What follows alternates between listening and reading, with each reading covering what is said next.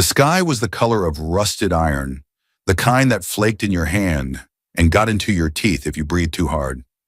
It hung low and heavy above Karen Ridge, pressing down on the last 60 meters of freedom the Durellan vanguard still held.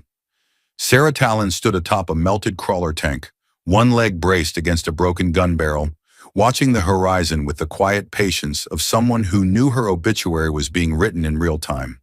Her spear, cracked through the central filament, hummed weakly in her grip. It had once sung across battlefields, splitting exo-armor like fruit rind. Now it wheezed when she swung it. The AI in her helmet, Turn, had begun composing defeat poems in classical syllabic verse. We fought bravely, yes. But glory doesn't stop shells. Duck, or don't. Your call. Turn, she said dryly. If we survive this, I'm installing a sarcasm filter. You won't, Turn replied. And I've already encrypted myself into your spinal firmware. We're stuck together now, like regrets. Below the ridge, the enemy swarmed. Reaper drones, Sky Gnashers, exosuits crawling with pale armor and worse instincts. An endless tide. Sarah had 22 soldiers left. No reinforcements, no high-orbit ships, no prayer. She hadn't eaten in a day and a half. She'd run out of ammunition 6 hours ago and had been throwing mining grenades held together with polymer glue and brute optimism. The last one had made a noise like a squeaky toy when it went off. She raised the spear. Prepare to charge, one of her lieutenants groaned. Again. Commander, I'm not saying we're doomed. I'm just saying if this was a movie, we'd be in the part where someone plays a tragic violin solo before the credits roll. Sarah opened her mouth to retort, and the sky tore open. Not metaphorically, literally. The sky groaned, spat blue fire, and cracked like porcelain under orbital stress. Something was falling. No, plummeting. A shape wrapped in flames and trailing sparks like a drunken comet. Sarah flinched. The object hit the ridge 30 meters to her right with a sound like someone slapping a god across the face. A shockwave threw dirt and soldiers in every direction. A small flaming crater smoldered at the impact site. Smoke curled from it like steam from a grumpy kettle. Then the figure inside the crater groaned. Someone stood up. A man. Bipedal, human. Very human. Too human. No armor, no weapon. Torn black jacket, t-shirt that said NASA, still lost in space, and boots that looked like they'd walked across hell and gotten bored halfway. His hair was singed. His expression was sheepish. He raised one hand. Hey! Sarah blinked. The enemy paused. Even the Sky Gnashers tilted their heads. The man coughed. Sorry I'm late. Lost my sword. Sarah gaped. The man stumbled forward, brushing ash off his jacket. Spear, I had a sword, but there was a quantum vending machine situation, and I think it might now be a blender. But silver lining, it does make a mean smoothie. The enemy resumed advancing. Sarah grabbed him by the collar. Who are you? He gave her a lazy grin. Max, interdimensional rescue consultant, part-time disaster. A Sky Gnasher leapt toward them with a mechanical screech. Max stepped aside as Sarah spun and drove her broken spear into the beast's throat. The weapon flared with unexpected energy. The Sky Gnasher convulsed and dropped, twitching. Sarah turned back to Max. He looked at the spear, impressed. See? Teamwork. I distract them with nonsense. You do the stabbing. Another blast shook the ridge. The enemy surged. Sarah exhaled through her teeth. Fine. If you're a rescue, I hope you've got a miracle in your pocket. Max patted his jacket. Nope, just this half-melted granola bar and a blister. She almost laughed. Almost. He leaned closer. But give me 20 minutes and something sharp, and I'll flip this battlefield like a pancake. Sarah sighed, rolled her eyes, and muttered, If I die because of a joke, I'm haunting you. Max winked. Just get in line. Sarah's boots crunched through shards of scorched ridge rock, each step accompanied by the metallic hiss of cooling debris.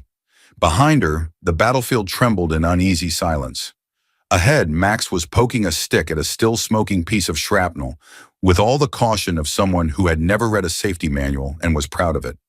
That's an unexploded microcore, Sarah warned, slinging her cracked spear over her shoulder. Max gave it another poke. Nah, if it were live, it'd be humming in F-sharp. She stared at him. I have very musical ears, he added, as if this were a known scientific fact. Also, that stick is made of anti-static composite. Probably. Probably. Science is a journey, not a guarantee. She was beginning to suspect he wasn't entirely stable. Then again, she was standing on a ridge made of war bones and rebar, talking to a man who had just fallen out of orbit and survived with nothing but a sarcastic smile and soot in his eyebrows. Her standards had shifted. Turn's voice crackled into her earpiece. Vital signs suggest this human is either extremely lucky or a living improbability matrix. Also, he smells like burnt toast and hubris. Sarah pinched the bridge of her nose. I need answers. Now! Max dropped the stick. Totally fair. Okay, so, quick summary. 300 years ago, humanity tried to skip ahead on faster-than-light travel using something called the fold net. Great idea, very shiny. But, we may have poked a little too hard and ended up quantum scattering ourselves across multiple dimensions. Like glitter. Cosmic, annoying glitter. Sarah blinked. You're telling me your entire species became a dimensional craft accident? Only the bold ones, he said proudly. The rest stayed behind and filed insurance claims. And now you're here. Why? He hesitated, scratching behind one ear. Technically, I wasn't supposed I'm going to land here. I was chasing my sword. It jumped through a vending wormhole. On a dare, you lost your only weapon through a vending machine. I won a smoothie. She stared at him. It was mango, he said, as if that helped. Behind them, a soft groan rose from the rock. A half-crushed enemy drone, missing 2 limbs and half its programming, dragged itself forward like a wounded spider. Max turned, pointed at it, and muttered, Stay. The drone paused, whirred once, and then, miraculously, shut down. Sarah's jaw tightened. What are you? Max blew imaginary smoke from his finger. I'm what happens when too much caffeine meets interdimensional travel and poor decision-making. She wasn't sure if she wanted to strangle him or follow him into battle. A shout rose from her soldiers down the ridge, one of the scouts sprinting toward her, panting. Commander, new wave incoming. Heavy units, mech class. Sarah clenched her fists. We can't hold another line without artillery. Max's expression brightened. I have a plan. Please don't say it involves mango smoothies. No, he said and pulled a silver disc from his jacket. This is a beacon. If I sync it with your comms array, I can ping my sword. You said you lost it. I said I misplaced it. In orbit. Possibly in a pawn shop. On a moon. Look, details are the enemy of progress. She narrowed her eyes. And once it arrives? Kiki, my sword, will fix everything. She's a sentient weapon. A little grumpy. A lot stabby. You gave a killing machine a nickname. I didn't. She gave herself one. Then trademarked it. The scout was already gone again, radioing to the remnants of the vanguard. They had minutes, maybe. Sarah exhaled sharply. All right, sync your beacon. Max beamed. You won't regret this. I already do. He knelt, pulled a jumbled mess of wires, foil, and something that looked like a melted spoon out of his pocket, and began to work. The beacon sputtered, sparked, then made a noise that might have been a mariachi trumpet. Sarah raised an eyebrow. Max shrugged. She always likes to make an entrance. The beacon whined. Not an elegant, futuristic tone. No dignified frequency modulation. It sounded like a sad goat being dragged through a karaoke machine. Sarah flinched as the sound pulsed across the ridge. Several of her soldiers covered their ears. One tried to shoot it out of reflex. Tell me this is normal, Sarah said, her voice tight. Max was lying on his back beside the device, arms crossed behind his head, as if sunbathing on a peaceful asteroid. Oh yeah, that's just Kiki warming up. She gets dramatic if she hasn't been summoned in a while. Think opera diva meets particle cannon. The beacon belched a cloud of violet light, then emitted what could only be described as a cheerful chime, followed by a burp. Sarah turned to him slowly. Is that supposed to happen? I think that's a yes, he said, or indigestion. Either way, she's heard us. There was a sudden ripple through the air above them, like heat off a thruster, but colder, crisper, unnatural. The sky bulged inward. Not an illusion, not clouds. The fabric of sky itself folded, pleated like origami in the hands of a caffeine-addled god.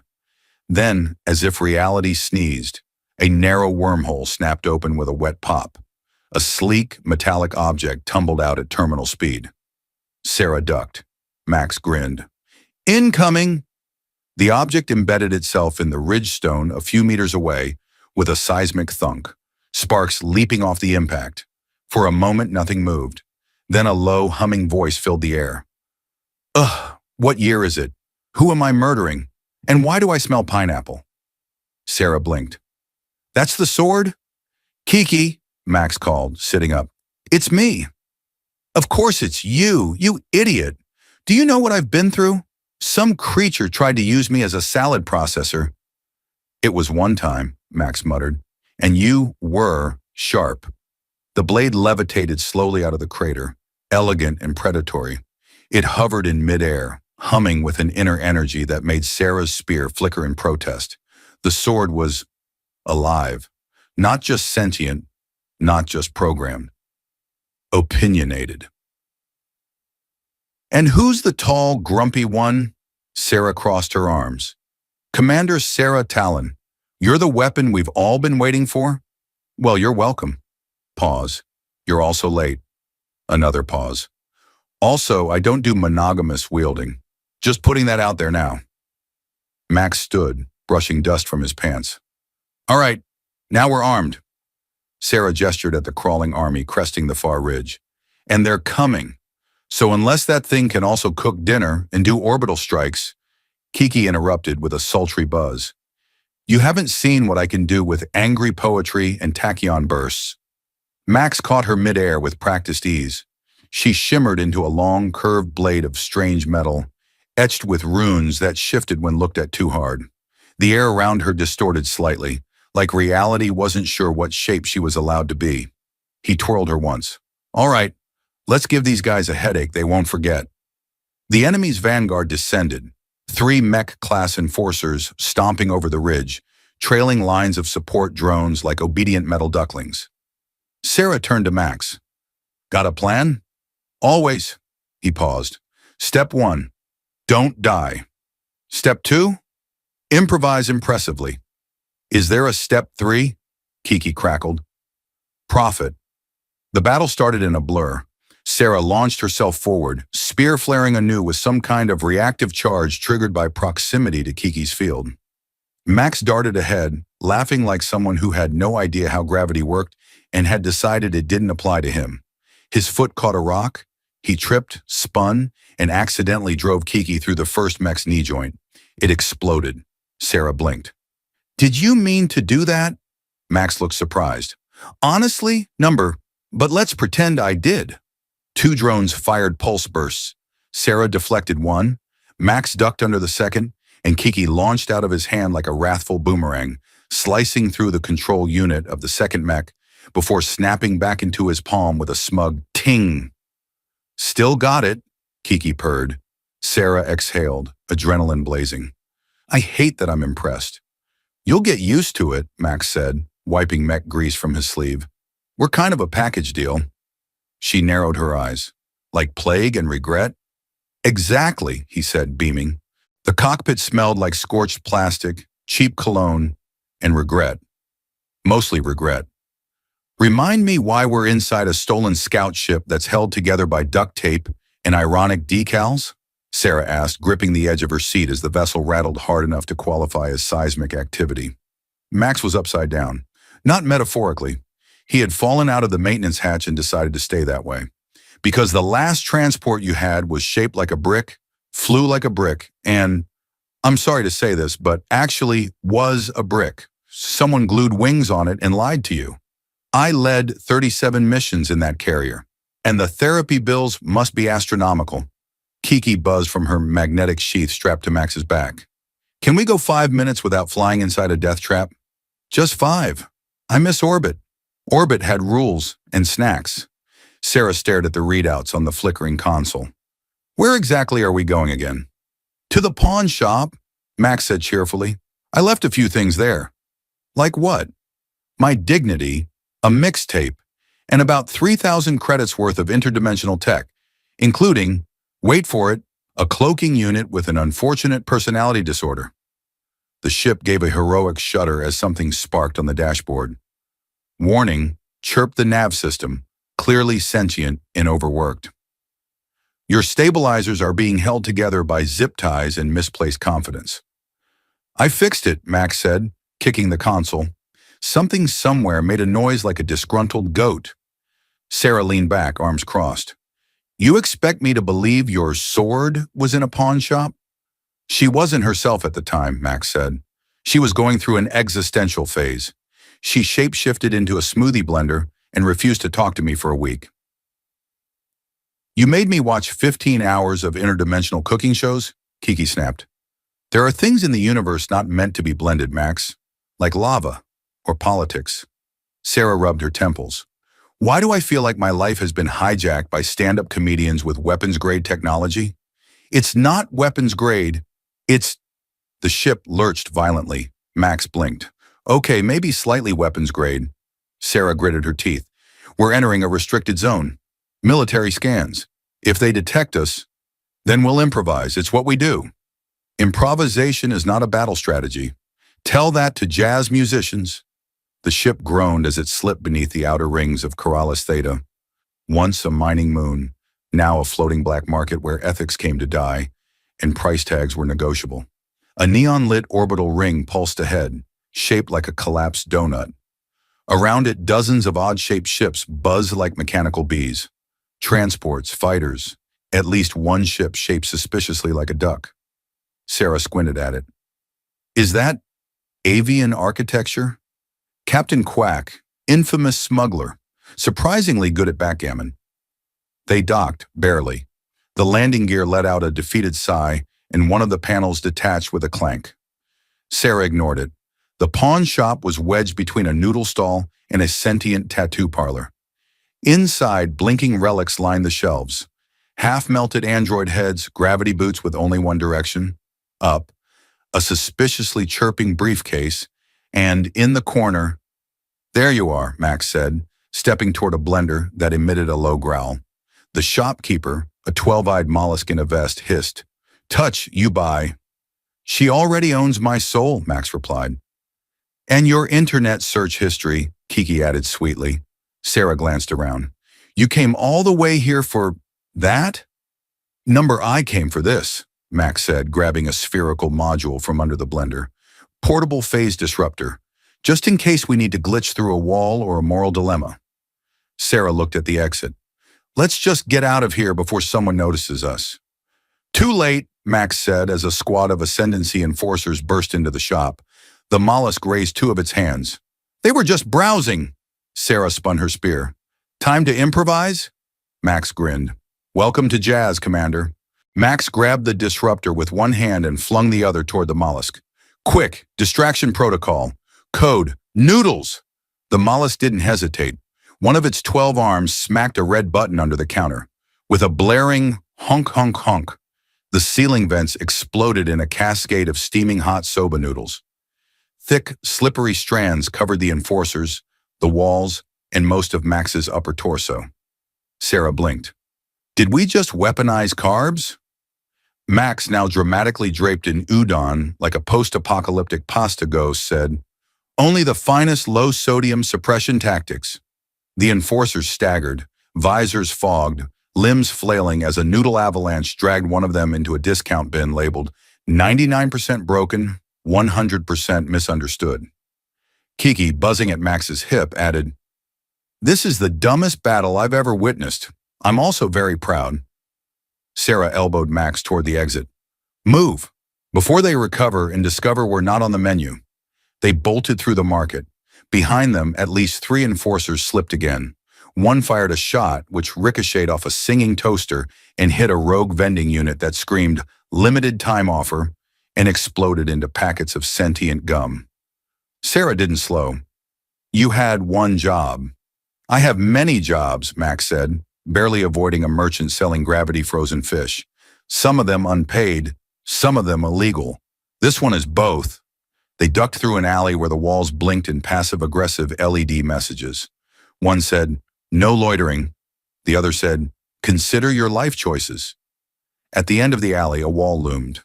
Sarah stopped. "Dead end." Max smiled and held up the disruptor. "Nope. Phase time." He twisted the module. It beeped twice, sparked ominously, then made a noise that could only be described as an electronic giggle. The wall shimmered and promptly turned into 6 raccoons made of pure light that screamed and scattered. Sarah blinked. That was not the intended outcome. "The device is unstable," Kiki said. "Congratulations, you've invented portable hallucinations." Max shook the module. "Okay, fine. Plan B." "You don't have a plan B." "I always have a plan B. I just don't always tell it to people because it's usually run." He hit the wall. It blinked once, considered their existential status, and grudgingly opened into a passage. They spilled into the underring, a tangled mess of pipes, ducting, and what appeared to be a thriving lichen karaoke bar. A short bot in a tuxedo and glowing bow tie waved at them. "No cover charge, just trauma." Max gave it a thumbs up. Sarah kept walking. "Where to now?" Max pulled up a blinking holomap from his wrist. "There's a data tap hub 2 levels down. If we patch into the Ascendancy's broadcast grid, we can reroute their war feed and cause a narrative collapse." "You want to win the war by editing their reality TV?" "Basically, yes." "That's the dumbest thing I've ever heard." "It's also our best shot," Kiki sighed. Do you ever notice how often those two things overlap around Max? They descended through a lift shaft with no lift, just Max's makeshift grappling cable made of spare jump wires and what suspiciously looked like a shoelace. Halfway down, the cord snapped. Max yelped. Sarah caught his jacket before he plummeted. He grinned up at her. "Commander, I think we've officially bonded." She rolled her eyes. "I should have let you fall." "I would have screamed in rhythm at least." When they finally reached the data hub, the doors slid open with a hiss. Rows of neural transmitters pulsed, each connected to the broadcast systems that fed the Ascendancy's curated war content to millions of subscribers. Sarah stared. "This is their truth engine." Max cracked his knuckles. "Time to give the galaxy a new story." Behind them, alarms finally caught up, and so did the enforcers. Kiki buzzed, blades shimmering. "Max, you may now officially do something stupid." He smiled. "With pleasure." Max slammed his palm onto the console. "All right, truth engine, show me your lies." The neural interface flickered, hissed, then began streaming a dozen hollow screens in midair. Glorious, high-definition footage of war, heroic defeats, slow-motion explosions, an absurd number of lens flares, and Sarah squinted. Was that her face in a recent segment titled "Tragic Yet Inspiring Female Commander? Probably Doomed"? Max whistled. "They gave you a 92% approval rating in Sector 12. You're trending." "I didn't authorize any of this." "Good. That means you're authentic. It's all the rage." Kiki buzzed. One of these segments just replayed the same explosion 12 times from different angles. This is barely propaganda. It's a Michael Bay fever dream. The door behind them banged. Enforcers outside were arguing over whose grenade had gone off prematurely. Sarah had opinions. Max pulled a wire from his jacket, no idea where he stored it, and plugged it into the mainframe. "All right, time to re-edit." Sarah raised an eyebrow. "You're going to defeat an empire with montage cuts. Not just cuts, genre sabotage." He typed rapidly. "First, we swap the heroic background music with something less inspiring. Pa, brass. Next, we reframe the Ascendancy generals as emotionally volatile game show hosts." He pressed a key. One screen shifted. An armored general was suddenly holding cue cards and saying, "And behind door number 3, a dramatic betrayal." Sarah blinked. "That's actually kind of terrifying." Max grinned. "Wait until we get to the interpretive dance segment." The engine hummed. The screens morphed. Battles recontextualized into musical numbers. Glorious deaths replaced with comedic pratfalls. Sarah's last stand became a mockumentary with a sarcastic narrator. Commander Talon, said the voiceover, was deeply committed to her cause, her people, and never once laughed at Max's jokes. This, of course, was a tactical error. Sarah glared. That wasn't necessary. Max kept typing. Sorry, auto-generated. Blame the sarcasm algorithm. The enforcers finally broke through. One charged in, only to slip on a puddle of coolant and land face first into a console labeled, Do Not Touch, Dramatic Lighting Settings. The entire room turned pink. Max didn't look up. Perfect, more romantic tension. Max, I know. Less flair, more sabotage. He gestured to a new feed. Look here. If we loop the same battle footage with minor costume edits, their viewers won't realize the war's fake. Isn't it already fake? Now it's deliberately fake. There's a difference. Kiki hummed. Like irony versus sarcasm, or death versus extreme inconvenience. Sarah grabbed the interface. What if we inject a counter-narrative? Use their own feed to show the truth. Uncut footage, real consequences. Max blinked. That's, surprisingly noble and risky. People might stop watching. Let them. If the war stops being entertainment, maybe it stops being a war. He considered that. Okay, but can I at least keep one blooper real? She sighed. One. The upload began. Real footage flowed in. The cost, the faces, the burned homes and shattered mechs. On-screen approval ratings nosedived. Comment threads exploded. Then a flashing red alert interrupted everything. Sarah frowned. What now? Max leaned over. Funny story. There's a failsafe. Of course there is. If we alter the feed too much, the engine triggers a reboot. Total system purge. How long? About... He looked at the countdown. Now. The floor shook. Kiki buzzed, annoyed. Please tell me there's a plan C. I always have a plan C, Max said, grabbing Sarah's hand and dragging her toward a maintenance hatch. What is it? Run really fast, then hope the universe is in a forgiving mood.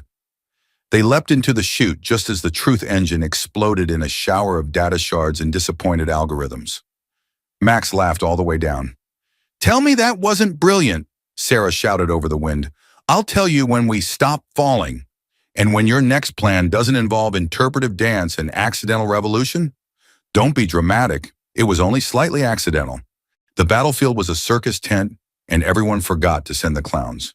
Except Max, who seemed perfectly happy juggling chaos like a caffeinated acrobat. Sarah stared at the enemy general striding toward them, a towering figure in gleaming armor that looked like it had been designed by someone who'd recently discovered luxury and never quite learned to dial it back. The general's expression was grim, but not because of the battle.